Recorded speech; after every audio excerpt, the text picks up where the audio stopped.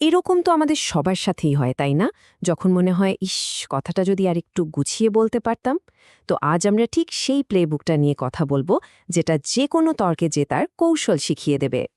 তো চলুন একটা খুব কমন ধারণা দিয়ে শুরু করা যাক। আচ্ছা, কখনো কি মনে হয়েছে যে যারা খুব ভালো তর্ক করতে পারে তারা বোধহয় জন্ম থেকেই এই ক্ষমতাটা নিয়ে আসে, মানে একদম কথার জাদুকর? কিন্তু আসল ব্যাপারটা হলো, এই ধারণাটা একদমই ঠিক না। তর্ক জেতাটা আসলে একটা স্কিল, একটা দক্ষতা। আর যে কোনো স্কিলের মতোই প্র্যাকটিস করলে এটাও যে কেউ আয়ত্তে আনতে পারে। এই যে কথাটা, এটা কিন্তু পুরো ব্যাপারটাকে এক লাইনে বলে দেয়। যদি কথা বলা যায় তাহলে জিততেও শেখা যায়। তো চলুন এই প্লেবুকের পাতাগুলো এবার এক এক করে উল্টে দেখি। যে কোনো শক্তিশালী যুক্তির পেছনে কিন্তু একটা সলিড ফাউন্ডেশন থাকে। আর এই ফাউন্ডেশনটা তৈরি হয় তর্ক শুরু হওয়ার অনেক আগেই। তো এই ভিত্তির মূল জিনিসগুলো কি কি? চলুন দেখে নেওয়া যাক। প্রথম আর সবচেয়ে ইম্পর্ট্যান্ট প্রিন্সিপালটা হলো প্রিপারেশন বা প্রস্তুতি।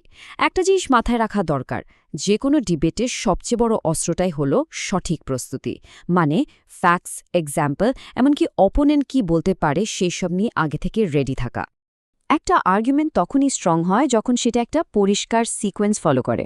মানে স্টেপ 1, মূল ক্লেম বা দাবিটা কি। স্টেপ 2, সেই দাবির সাপোর্টে এভিডেন্স বা প্রমাণ।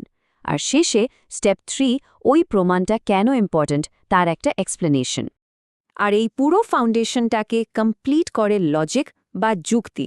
দেখুন, ইমোশনের একটা জায়গা তো আছেই, কিন্তু একটা আর্গুমেন্টকে সত্যি সত্যি পাওয়ারফুল হতে হলে সেটাকে লজিক্যালি সাউন্ড আর ভুল ত্রুটি ছাড়া হতে হবে। ওকে, তো চলুন এবার আমাদের প্লেবুকে নেক্সট পার্টে যাওয়া যাক।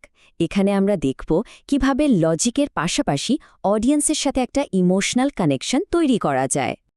একটা পাওয়ারফুল আর্গুমেন্ট কিন্তু শুধু শুকনো লজিকের উপর ভর করে চলে না, বরং গল্প বা একটা আকর্ষণীয় ডেলিভারির মাধ্যমে অডিয়েন্সের ইমোশনকে ট্যাচ করে, যাতে কথাটা তাদের মনে থেকে যায়।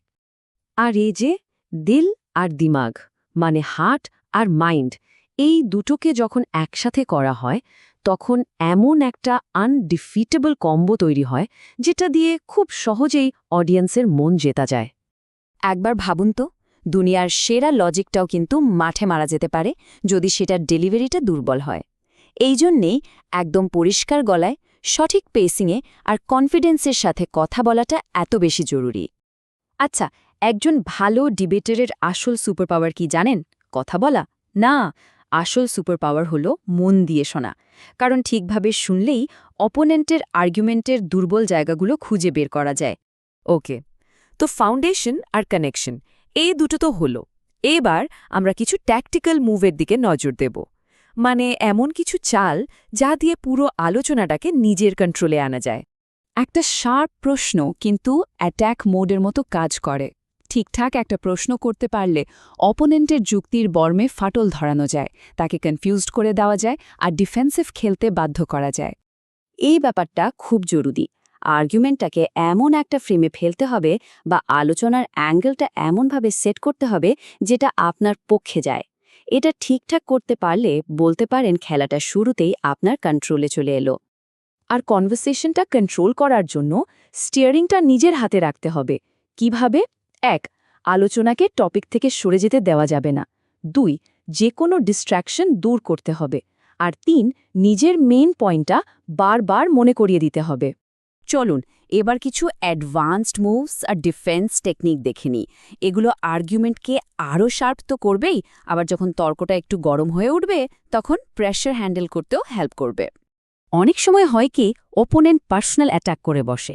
তখন মাথা গরম না করে এই 3টে স্টেপ ফলো করা যেতে পারে। স্টেপ 1, অ্যাট্যাকটাকে ইগনোর করুন। স্টেপ 2, কনভারসেশনটাকে আবার আসল টপিকে ফিরিয়ে আনুন। আর স্টেপ 3, নিজের লজিকে ফিরে যান। তবে শুধু ডিফেন্স নয়, একটা আল্টিমেট ওয়েপন বা চূড়ান্ত অস্ত্র আছে, যেটা একটা আর্গুমেন্টকে প্রায় আনবিটেবল করে তোলে। আর সেই অস্ত্রটা কি? ফ্যাক্টস। আসল কথাটা হলো ভেরিফায়েবল ডেটা, স্ট্যাটিস্টিক্স আর সলিড প্রমাণ। এর ওপরে আর কোনো কথা হয় না। এটাই একটা অটুট যুক্তির শেষ কথা। তো সবশেষে চলুন শুধু জেতার মানসিকতা থেকে একটু বেরিয়ে আসি আর দক্ষ কমিউনিকেশনের যে বৃহত্তর উদ্দেশ্য সেটা বোঝার চেষ্টা করি। আসল লক্ষ্যটা কিন্তু সবসময় ওপোনেন্টকে হারানো নয়, বরং অডিয়েন্সের সাথে কানেক্ট করা, তাদের ইন্সপায়ার করা আর এই পুরো প্রসেসে তাদের রেসপেক্ট অর্জন করা। আর এভাবেই আমরা চলে এলাম আমাদের উইনিং ফর্মুলাতে। মানে একটা জেতার মতো আর্গুমেন্টের জন্য কি কি লাগে? প্রিপারেশন, লজিক, ইমোশন আর ডেলিভারি। এতক্ষণ আমরা যা যা আলোচনা করলাম এটা হলো তারই একটা পারফেক্ট সামারি। আর এই পুরো আলোচনাটা শেষে একটা প্রশ্ন রেখে যায়। আচ্ছা, যদি আর্গুমেন্টের লক্ষ্যটা জেতা থেকে বদলে কানেক্ট করা হয়ে যায়, তাহলে তর্ক করার পুরো অ্যাপ্রোচটাই কতটা বদলে যেতে পারে, তাই না? ভাবার মতো একটা বিষয়।